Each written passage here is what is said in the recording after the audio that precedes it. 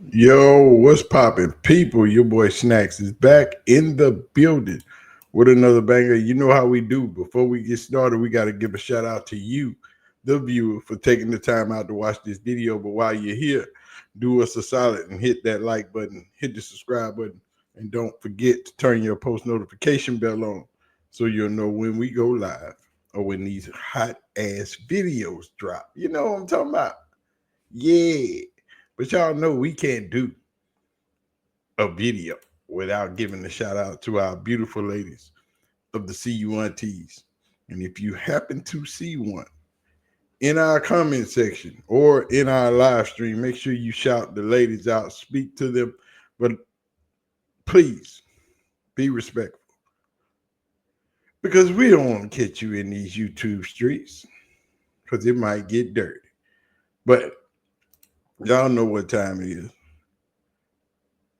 It's almost game time. We got 11 days before the season starts. Yeah, it's about that time. Colorado record prediction. It's time to put it in your face. So y'all ready to do this? Let's go. Let's get it. Everybody quiet now. Now what? They said Sanders didn't know what he was doing. His critics, coaches all over the country saying that this was not the right way. Ooh. Ooh. Now, it is time for the season to kick off. We got 11 days until Colorado meets Georgia Tech at home under the Flatirons, and it's about to go down. So as we do every year, we put this record prediction out and let y'all know what time it is. Give you my thoughts on how Colorado is going to finish the season out. Don't be shocked. Don't be surprised because it's about to go down. And what I'm thinking, I haven't really looked at the overall schedule. I have been peeking it out. I have been looking at teams. I have been doing some things. But with this two-headed monster that Colorado has of Jordan, of Julian Lewis, and Caden Salter at the helm, it's going to be a scary season for the boys in the Big 12 because you don't never know which one of them is coming out of the huddle or coming off of that sideline.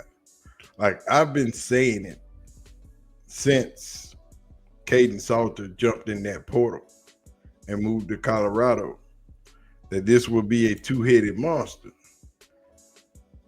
because Julian Lewis is just too good to sit on the sideline and watch Colorado pulverize everybody.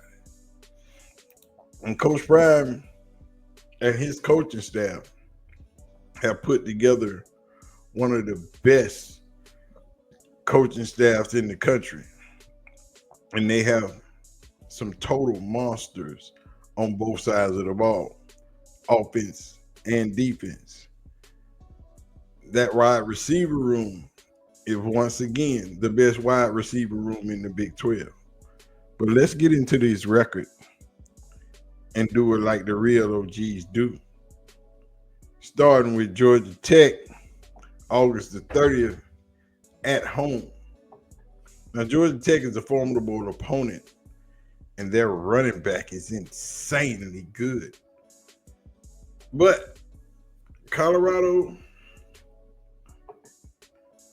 is pretty much prepared for this because Georgia Tech runs that option offense. They have a quarterback that can run the ball. But yet and still, Colorado takes that W and starts the season 1-0. And then Delaware moves into town They come to the Flatirons to holler at Colorado with the stadium packed, the pulse of the city pounding. This is a Julian Lewis game right here. This Delaware game, this is a Juju Lewis show-out game. This is a game where Juju we let Caden Salter, you just chill out. You get a quarter. We let Julian do his thing. And Colorado is 2-0 after this Delaware game. And then comes the tricky part. Coming home. As in Coach Prime coming back to the state of Texas. 2 hours south of me is the great city of H-Town. And Colorado go visit the Houston Cougars. Now, Houston lost a lot last year after the season ended, which they were on the uprise. They got a new coach. So I'm still thinking Houston is going to be a formidable opponent in this game, but Colorado still gets the win and comes out 3-0. Now, a tricky game is when Wyoming comes to Colorado. Now, Wyoming is one of the top FCS schools in the country. Wyoming be putting that hurt on a lot of teams. And don't get it tricky. It's just like North Dakota State was last year. This is one of those games that could come up and bite you on the butt. But once again, it will be that two-headed monster of Caden Salter and Julian Lewis with the help of the running backs that pull this Wyoming game out, which leaves Colorado at 4-0. And then Brigham Young University rolls into the Flatirons of Boulder, Colorado, and sets up a rematch of the Alamo Bowl. But I say, they ain't got no quarterback. They don't have the same defensive line they had last year. And Colorado, for sure, doesn't have the same offensive line that they had last year. Much improved. And Colorado beats BYU in Boulder, probably under the lights. It's most definitely going to be broadcast nationwide. And Colorado is 5-0. And you know what's next? Colorado heads back to the great state of Texas, to where it all started. Texas Christian University. Them Horned Frogs. TCU. Where in Colorado and Deion's first appearance in the Pac-12, where they started it all off. Shedeur threw for over 500 that day. Lil Dylan showed out with 4 touchdowns that day. It won't be a repeat, but it will be a repeat victory, because that's 6-0 for Colorado. And Iowa State comes to Boulder. Now, this one's going to be tough, because Iowa State has a great quarterback, but they lost some receivers. They lost their best linebacker. But I don't know. Iowa State might be Colorado's first L. So we'll give that home loss to Colorado, which makes them 6-1.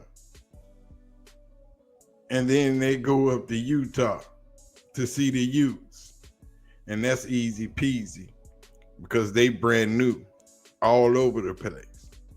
And Colorado does what they've already done, which is beat Utah over again and give them 7-1. And once again, we go back. Arizona comes rolling into the Flatirons, into the great city of Boulder, and takes a L as Colorado beats them again. Then they go way out to West Virginia to see Rich Rod and the Mountaineers. Now, this is a night game. You can't play this game but at night. And, that stadium is going to be rocking. But Rich Rodriguez got a brand new team. He's done what Prime did. He got over 60 new players.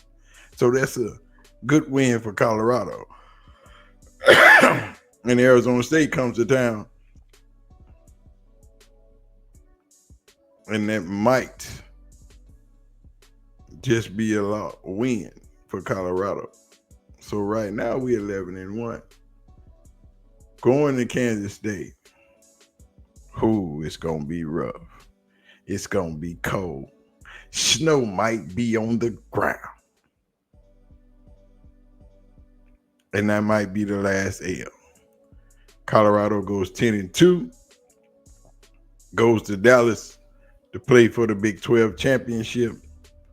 Colorado will either go 10-2 or 11-1. 9-3 is not going to work. They are too good of a team. They are one of the 4 best teams in the Big 12. This should be easy work for Colorado.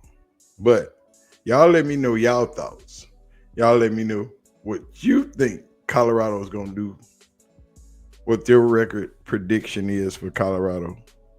Put it in the chat. Holler at your boy. As you know, Prime going to show out. These boys ready. And it's time for the Colorado videos to start flying off the shelf.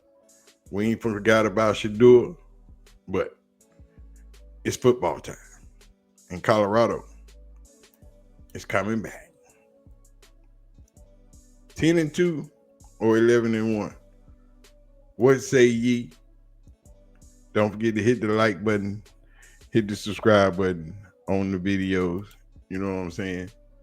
Forget to follow all my social media stuff. Holler at your boy. I'm going to get out of here, man. Y'all have a good day. I'm losing my voice, so that's why it's kind of low today. But it's all gravy there. I'm going to holler at y'all. I'm out of here. Peace.